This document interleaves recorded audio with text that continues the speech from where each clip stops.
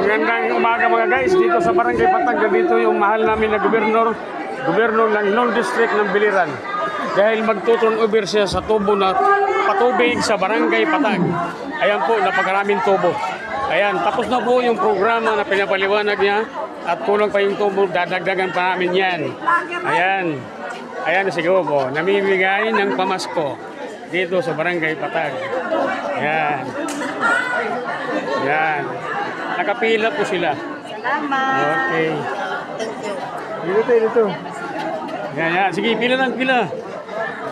Pila yan. Lahat yan, nabibigyan yan. Yan. Ito yung tubo namin sa patubig sa Barangay Patag.